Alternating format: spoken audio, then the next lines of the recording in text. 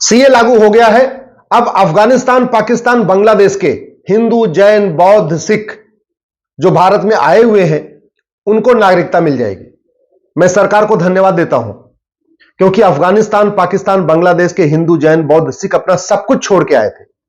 अपना घर मकान छोड़ के आए थे, अपना खेत खलिहान छोड़ के आए थे, अपना व्यापार छोड़ के आए थे, अपनी दुकान छोड़ के आए थे, खाली हाथ अपने बच्चों को लेके आए थे। और किस लिए आए थे? कि उनको कन्वर्ट किया जा रहा था। जो कन्वर्ट हो गए वो अफगानिस्तान में रह गए, पाकिस्तान में रह गए, बांग्लादेश में रह गए। जिन्होंने डर के मारे, भय के मारे या अपने घर के लालच में, अपने दुकान की लालच में, अपने खेत खलिहान की लालच में कन्वर्ट इस्लाम कबूल कर लिया, वो आज भी अफगानिस्तान, पाकिस्तान, बांग्लादेश में है। लेकिन जिन लोगों ने इतना बड़ा त्याग किया, सब कुछ छोड़ दिया, अपने पैतृक संपत्ति छोड़ दिया, खेत खलिहान छोड़ दिया, केवल और केवल अपना तिलक बचाने के लिए, अपना जनेऊ बचाने के लिए, अपना रक्षा बचाने के लिए, अपना मंगलसूत्र बचाने के लिए वो भारत में आए, लेकिन उनको नागरिकता नहीं मिल रही थी। मैं सरकार को धन्यवाद दूंगा, उन्होंने सीए कानून को बदला जो 1955 में नेहरू जी ने बनाया था। उसमें पाकिस्तान, अफगानिस्तान, बांग्लादेश के नागरिकों को, जो वहां हिंदू, जैन, बौद्ध, सिख थे, उनको नागरिकता देने के लिए इसमें बदलाव किया और अब रूल भी नोटिफाई कर दिया। और सबसे अच्छी बात यह है, जो पोर्टल बना है वो सेंट्रल लेवल पे बना है, यानी अपने राज्य सरकारों के पीछे भी नहीं पड़ना है। जो हमारे हिंदू, जैन, बौद्ध, सिख वहां से आए हैं उन 3 देशों से, जहां भी रह रहे हैं, जाके साइबर कैफे में जाएं, ऑनलाइन अप्लाई करा दें, आराम से उनको बैठे बैठे सिटीजनशिप मिल जाएगी। लेकिन सवाल है इसके बाद क्या? इसके बाद जो सबसे जरूरत है कानून कठोर बनाने की, वो है नशा तस्करी के खिलाफ। हमारी यंग जनरेशन पूरी तरीके से बर्बाद हो रही है, इसलिए नशा तस्करों की 100% प्रॉपर्टी जब्त करने, उनकी सिटीजनशिप खत्म करने और उनको आजीवन कारावास, फांसी देने के लिए कानून बनाना पड़ेगा, जैसे सिंगापुर में है। अश्लीलता के कारण हमारी यंग जनरेशन बर्बाद हो रही है। ओटीटी के माध्यम से, सीरियल के माध्यम से, फिल्मों के माध्यम से, गंदी गंदी वेबसाइट्स के माध्यम से दुनिया भर का जो है अश्लीलता फैलाई जा रही है। और ये जो अश्लीलता फैलाई जा रही है, चीन द्वारा इसकी फाइनेंसिंग भी हो रही है। ये बहुत प्लान्ड वे में चाइना इसको फाइनेंस कर रहा है, फंडिंग कर रहा है भारत में अश्लीलता फैलाने के लिए। क्योंकि आप किसी भी देश के यंग जनरेशन को बर्बाद कर दीजिए, उसको नशेड़ी बना दीजिए या उसको अश्लीलता में झोंक दीजिए, देश अपने आप बर्बाद हो जाएगा। तो अश्लीलता के खिलाफ भी एक कठोर कानून बनाना जरूरी है। अवैध निर्माण जो हो रहा है सड़क के किनारे, जंगल में, उत्तराखंड का देख लीजिए, पूरा अवैध निर्माण होता जा रहा है। एयरपोर्ट के किनारे, रेलवे के किनारे, बस स्टैंड के किनारे, जहां भी पब्लिक पार्क है, वहां जो अवैध निर्माण हो रहा है, उसके खिलाफ कठोर कानून की जरूरत है। जो आदमी अवैध निर्माण करे उसकी 100% प्रॉपर्टी जब्त करिए, उसकी सिटीजनशिप खत्म करिए और उसको 10 से 20 साल के लिए जेल में डालिए। ऐसा कानून चाहिए, तब अवैध निर्माण रुकेगा।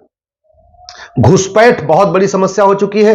5 करोड़ घुसपैठिए तो 2017 में आ चुके थे, अब तो ये 5.5 करोड़ हो चुके हैं। तरीका यही है, घुसपैठियों, उनके मददगार नेताओं और घुसपैठियों की मदद करने वाले घूसखोर क्लर्क, बाबू, लेखपाल, पटवारी, जो घूस लेके उनका आधार बनाते हैं, जो घूस लेके घुसपैठियों का राशन कार्ड बनाते हैं, जो घूस लेके घुसपैठियों का वोटर आईडी बनाते हैं, बर्थ सर्टिफिकेट बनाते हैं, ड्राइविंग लाइसेंस बनाते हैं। तो घुसपैठियों और उनके मददगारों की 100% प्रॉपर्टी जब्त करने, उनकी सिटीजनशिप खत्म करने और उनको 10 से 20 साल की सजा देने के लिए कानून बनाना बहुत जरूरी है।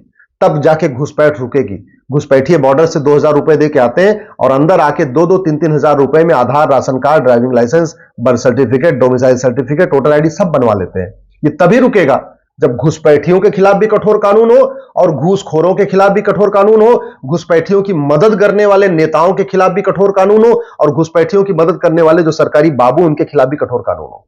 तब जाके घुसपैठ रुकेगा। धर्मांतरण एक बहुत बड़ी समस्या हो चुकी है। धर्मांतरण रोकने के लिए सेंट्रल लेवल पे कठोर कानून चाहिए। 9 राज्यों में हम खत्म हो चुके हैं। 200 जिलों की डेमोग्राफी बदल चुकी है। 900 तहसीलों की डेमोग्राफी बदल चुकी है। और ये जो डेमोग्राफी बदल रही है उसका 3 ही कारण है, घुसपैठ, धर्मांतरण, जनसंख्या विस्फोट। तो धर्मांतरण कराने वाले मिशनरियों और जिहादियों की 100% प्रॉपर्टी जब्त करने, उनकी सिटीजनशिप खत्म करने, उनको 10 से 20 साल की सजा देने के लिए कठोर कानून बनाना पड़ेगा। संविधान में थोड़ा सा बदलाव भी करना पड़ेगा आर्टिकल 25 में धर्मांतरण रोकने के लिए। तो स्वाभाविक सी बात है, उसके लिए 2/3 बहुमत चाहिए। उसके लिए तो अब की बार 400 पार करना पड़ेगा, तभी आर्टिकल 25 में बदलाव हो पाएगा। जनसंख्या विस्फोट बहुत बड़ी समस्या है। इस समय 86,000 बच्चे पैदा हो रहे हैं पर डे। इसमें से 50,000 तो वांछित हैं, यानी 50,000 बच्चे वो हैं कि भाई वो पहले बच्चे हैं या दूसरे बच्चे हैं। बाकी ये जो 35-36 हजार बच्चे रोज पैदा हो रहे हैं, ये अवांछित बच्चे हैं। ये 5वें, 6वें, 7वें, 8वें, 9वें, 10वें, 12वें, 14वें, 15वें, 16वें, इस तरीके के बच्चे हैं। भैया भारत में 2 ही बच्चे की जरूरत है। जमीन 2% है, पानी हमारे पास 4% है, जनसंख्या हमारी दुनिया की 20% हो चुकी है। सरकार जब तक 2 करोड़ घर बनाती है, 10 करोड़ बेघर पैदा हो जा रहे हैं। सरकार जब तक 2 करोड़ रोजगार देती है, 10 करोड़ बेरोजगार पैदा हो जाते हैं। इसलिए कठोर जनसंख्या नियंत्रण कानून, जो हम 2 हमारे 2 को माने वो भारतीय बना रहेगा, जो हम 2 हमारे 2 को नहीं माने उसकी सिटीजनशिप खत्म, प्रॉपर्टी भी जब्त और 10 से 20 साल की सजा। और कोई तरीका नहीं है। आपको चीन से सीखना पड़ेगा। आखिर चीन में सब लोग हम 2 हमारे 2 फॉलो करते हैं ना, बढ़िया करते हैं। क्यों? कानून का खौफ है, दूसरा कोई तरीका नहीं। इसी तरीके से जो भारत को बर्बाद करने के लिए विदेशी फंडिंग आ रही है, कभी सीए के नाम पे दंगा होता है, कभी किसान आंदोलन शुरू हो जाता है, कभी कोई आंदोलन, कभी कोई आंदोलन, कभी जब देखो तब सड़क जाम हो जाते हैं।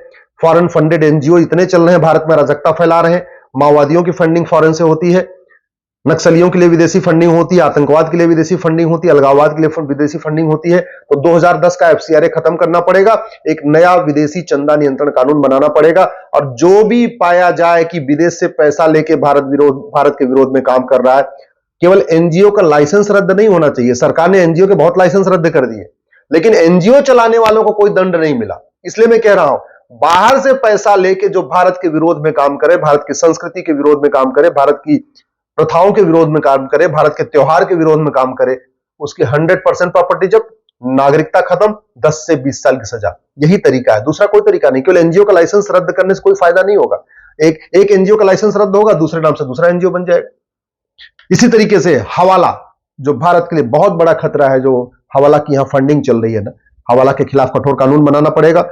मानव तस्करी के खिलाफ कठोर कानून बनाना पड़ेगा। गरीब बच्चों को किडनैप किया जाता है और बाद में पता चलता है वो किसी मदरसे में मिलते हैं, कहीं देवबंद में मिलते हैं, कहीं केरल में मिलते हैं, उनको कन्वर्ट कर दिया जाता है। और ये घटना पहले भी आ चुकी है कि यूपी से, बिहार से, आसाम से, बंगाल से 60,000 बच्चे किडनैप हुए और सारे केरल के यतीम खाने में पाए गए और उनका खतना किया गया, उनको कन्वर्ट कर दिया गया। तो कन्वर्ट करने के लिए किडनैपिंग हो रही है, इसलिए मानव तस्करों की 100% प्रॉपर्टी जब्त करने, नागरिकता खत्म करने और फांसी देने के लिए कानून बनाना पड़ेगा। कोई व्यक्ति अगर मानव तस्करी में पाया जाए, सीधे उसको फांसी दीजिए। आजीवन कारावास नहीं, सीधे सीधे फांसी। तब कानून का खौफ होगा, फिर लोग मानव तस्करी छोड़ेंगे। इसी तरीके से घूसखोरी रोकना बहुत जरूरी है, क्योंकि भारत की जो जितनी समस्या है उसका मूल कारण घूसखोरी है। जो नशे का कारोबार चलता है वो सरकारी बाबुओं को, अधिकारियों को घूस देके चलता है।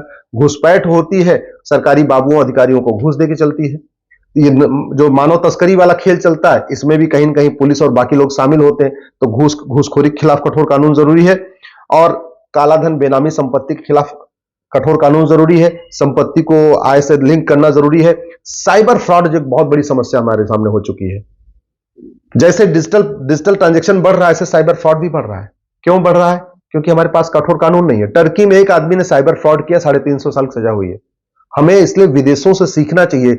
हमें दुनिया के सबसे जो कठोर कानून है, फ्रांस का जो सबसे कठोर कानून हो, जापान का जो सबसे कठोर कानून है, सिंगापुर का जो सबसे कठोर कानून है, दुनिया में जहां भी कठोर कानून चल रहे हैं, सबका एक एक उठा के ले लेना चाहिए और हमें फिर एक 1 नेशन 1 पिनल कोड बनाने चाहिए। जहां तक शिक्षा की बात है, अब समय आ चुका है कि ये मदरसा बंद हो, मिशनरी बंद हो, भारत में 10वीं तक समान शिक्षा लागू हो। 1 nation 1 education board, 1 nation 1 syllabus, 1 nation 1 curriculum, सब अपनी अपनी मातृभाषा में पढ़े, किताब एक होनी चाहिए। यूनिफॉर्म सिविल कोड बहुत जरूरी है। ये जितने पर्सनल लॉ चल रहे हैं, शरीयत एक्ट चल रहा है, मुस्लिम का पारसी मैरिज एक्ट अलग चल रहा है, क्रिश्चियन मैरिज एक्ट चल रहा है, ये सारे कानून खत्म करके, सारे पर्सनल लॉ खत्म, 1 नेशन 1 सिविल कोड। इसी तरीके से पुलिस का अलग अलग हर राज्यों का कानून है और नतीजा यह है कि हर प्रत्येक राज्य की पुलिस अपने अलग अलग तरीके से काम करती है। यूपी की पुलिस बुलडोजर चलाती है और बंगाल की पुलिस एफआईआर भी दर्ज नहीं करती। संदेश खाली में एफआईआर ही नहीं कर रही थी। उसका तरीका क्या है? 1 नेशन 1 पुलिस कोड हो, 1 नेशन 1 जुडिशियल कोड हो, 1 नेशन 1 लैंग्वेज कोड हो और 1 नेशन 1 बिजनेस कोड हो।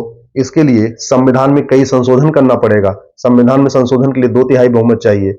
राज्यसभा में 2/3 तो है नहीं, लोकसभा में इसलिए 404 सीट चाहिए। 404 का मतलब राजीव गांधी को जो 1984 में 404 सीट मिली थी ना, उतनी सीट मिलेगी। तब राज्यसभा की 115 सीट और लोकसभा की 404 सीट, दोनों मिला के हो जाएगा 521। संविधान में बदलाव करने के लिए 521 सीट चाहिए। धर्मांतरण रोकने के लिए संविधान में संशोधन करना पड़ेगा, उसके लिए भी लोकसभा में 404 चाहिए। ये जो तुष्टीकरण चल रहा है माइनॉरिटी मेजॉरिटी के नाम पे, इसको खत्म करने के लिए भी संविधान में संशोधन करना पड़ेगा। उसके लिए भी लोकसभा में 404 चाहिए। इसी तरीके से ये जो मिशनरी स्कूल चल रहे हैं, मदरसा स्कूल चल रहे हैं, इनको रोकने के लिए, समान शिक्षा लागू करने के लिए भी 404 चाहिए। एक भारतीय व्यापार संहिता बनाने के लिए भी 404 चाहिए। समान शिक्षा लागू करने के लिए भी 404 चाहिए। तो मैं आप लोगों से निवेदन करता हूं, अधिक से अधिक इस वीडियो को शेयर करिए।